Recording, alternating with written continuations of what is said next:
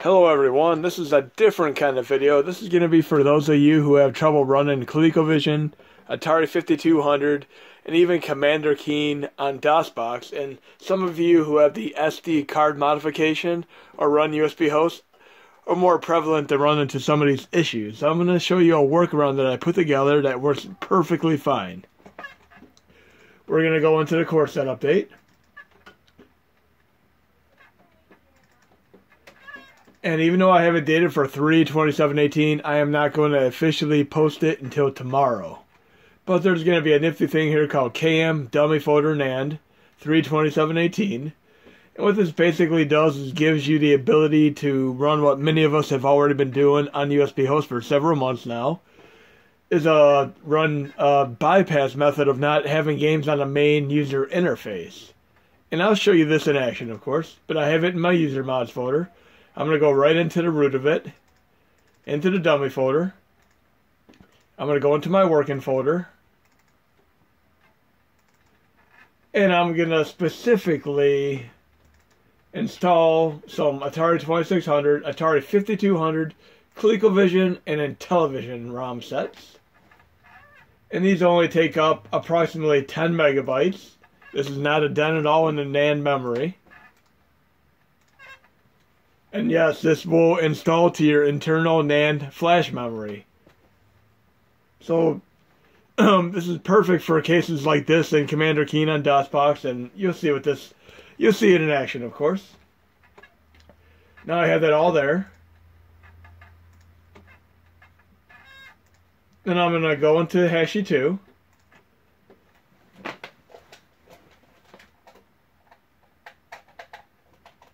Now, typically, when you go to install an HMod, say I'm trying to install the 3DO HMod, for instance, I'm getting this little waiting for your NES, SNES Mini. This is the way that we used to do HMod transfers, but now we don't need to use this anymore. So just literally cancel it if you're on Hashi 2 CE. Cancel it completely. And simply power your system on and wait a few seconds.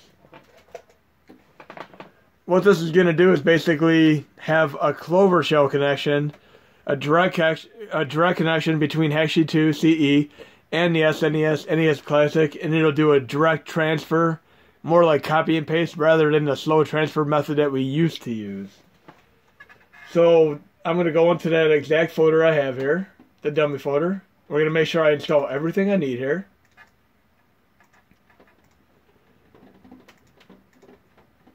For Atari 2600, I'm going to need the Stella core. For Atari 5200, I'm going to need the Atari 800 core. For ColecoVision, I will need Blue MSX.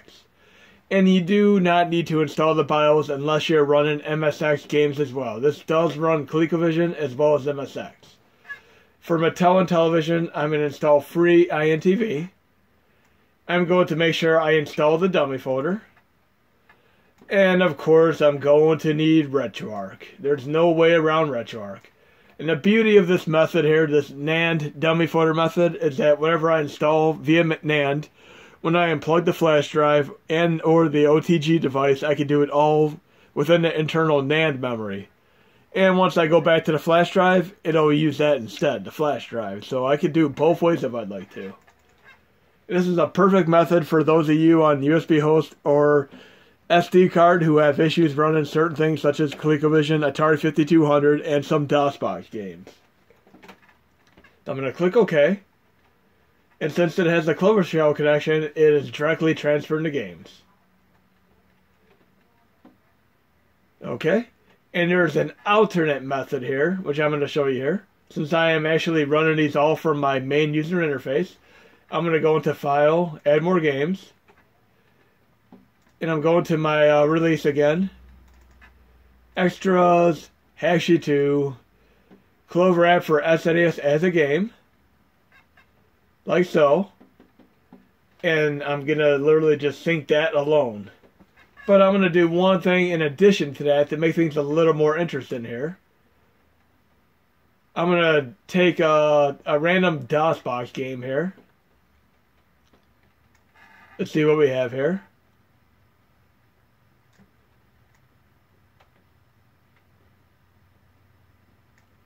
DOS, we'll do Command key. I'm going to right click, Show in Windows Explorer. And I'm going to copy that entire directory. And I'm going to close Hashi temporarily because anytime you add anything, you're going to want to close Hashi and reopen it to make sure the desktop file completely saves correctly. So let me open it again.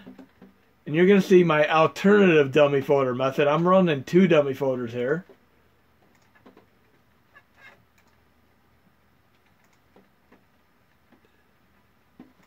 When you have RetroArch, it's actually going to be in the RARCH folder. So I'm going to go inside that folder. Now I'm literally just going to copy this game into the RetroArch folder. So I'm using the RetroArch folder as another dummy replacement folder. Then I'm going to make sure I install the DOSBox core.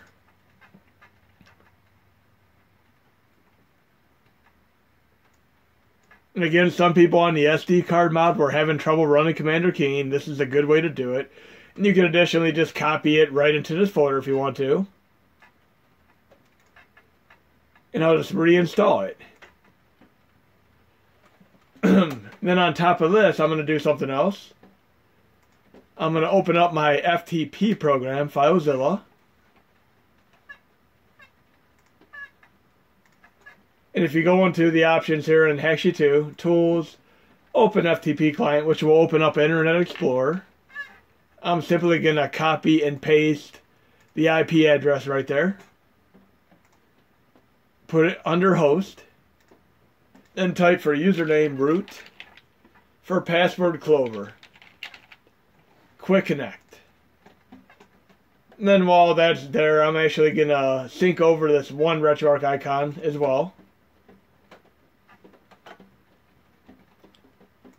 And I'm going to go to where I put the dummy folder at, which would be etc.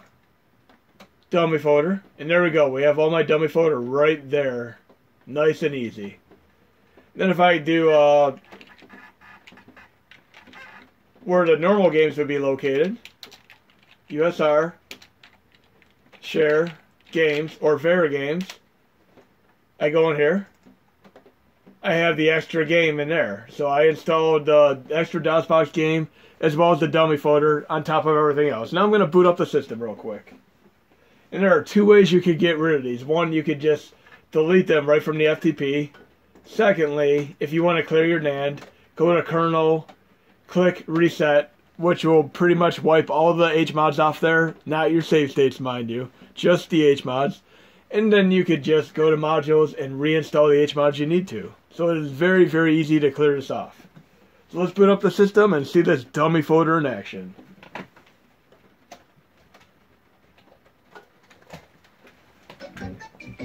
So I have RetroArch on the main user interface, the only thing that I installed.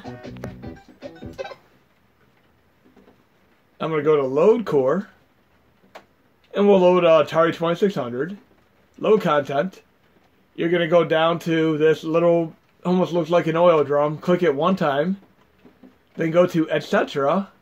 and then dummy folder. And now I can play any of my Atari 2600 games right from a dummy folder on NAND internal flash memory. And of course I'm going to load Adventure again, which is a fantastic Atari game. And this actually is on the PS4 Atari Flashback Collection. And this is the first game to ever have an Easter egg in it. The guy who made this game actually put his name in a little room within this game.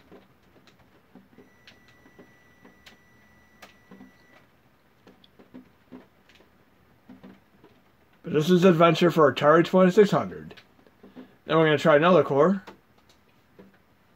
Atari 5200. Low content. Again, go to the oil drum here. Etc. Dummy. 5200. And we'll load Buck Rogers' Planet of the Zoom. Here's a test game. Load archive. And I'm going to have to go into my core options. and change the Atari system to 5200. I'm going to make this default in the next core set update tomorrow, of course. Then simply resume. Now I have Buck Rogers playing. Real nice. And when I had an Atom computer years ago, I actually wanted to get a Commodore 64. I ended up getting one of these instead. You know, an Atom computer, and I had this game on a cassette tape. Most computers were running floppy disks. I was running this game on a cassette tape. But we have 5200. And there's another thing I'm going to point out here. If you have issues trying to load a certain game, and we're going to load ColecoVision next, and I'm going to show you something very, very interesting with it. Load core. And this is the ColecoVision Blue MSX core. Load content. Again, I'm doing this. The oil drum, etc. Dummy. ColecoVision. And I've always been a fan of this Cabbage Patch Kids Adventures in a Park game because it is literally just like Pitfall. It's a game made by Konami and it's exactly like Pitfall. So we're going to get this game going. Then I'm going to show you one nifty thing about the control configuration for this. Because remember, this was a computer originally, the Blue, the MSX.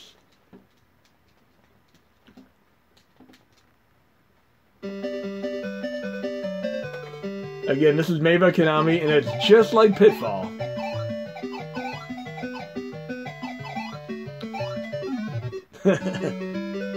There's quite a few excellent ColecoVision games. When I owned the Atom computer, I actually had a ColecoVision attachment. But if you go into controls, and multiple cores have this ability now, thanks to FR500. And again, I pushed for this change last year when I realized many of these cores were absolutely unplayable without having the ability to map a keyboard to a controller. But right here, I have it set to RetroPad. I'm going to change it to Retro Keyboard instead. Back out. Back in. Now I could actually map anything from the keyboard at all to the control pad. So say that the Enter key on the keyboard would be where the B button would be. I could just map it right here. I mean, just look at what a real keyboard would be for the Blue MSX, and you can map it accordingly. But now we're going to check out the other one. Load core, and television, load content, the oil drum, etc., dummy, and television. And we'll try this great Astro Smash game, 1981.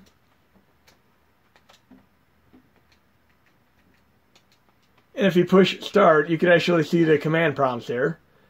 You can see if you tap L or R, you can actually show the keypad. In the original keypad, actually, many of these games came with really, really clever overlays that you'd put right on top of the controller, and it would show exactly what the buttons would do. They were pretty incredible. They're very expensive now, even for reprints of them.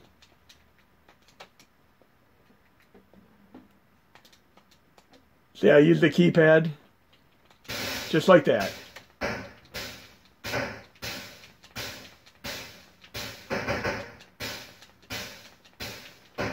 And then I'm going to use my alternate dummy folder method here in a moment.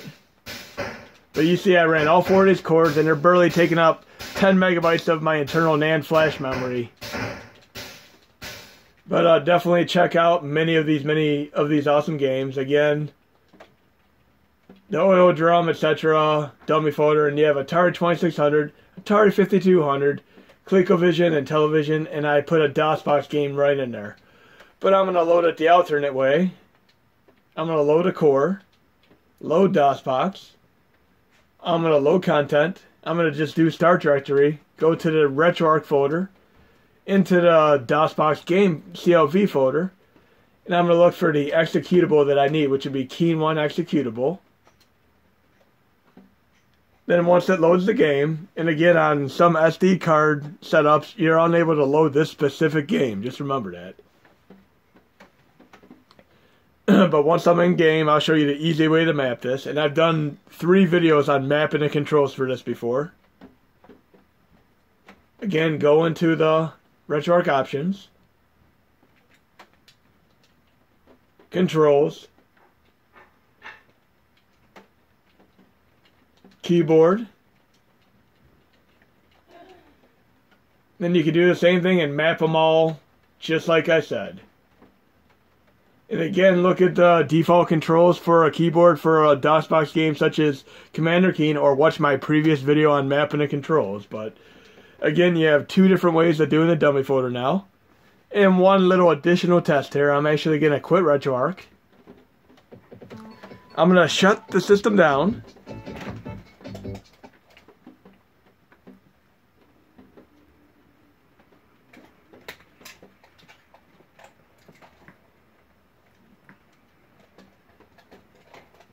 And I'm going to power it up with my OTG device connected.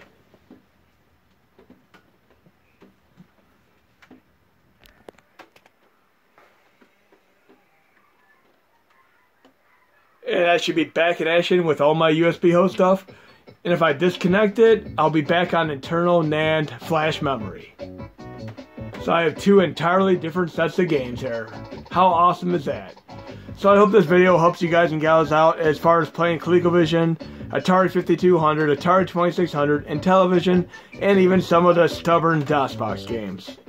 And for right now, this dummy folder will be in my Mega NZ link, and it'll be in my main core set update tomorrow.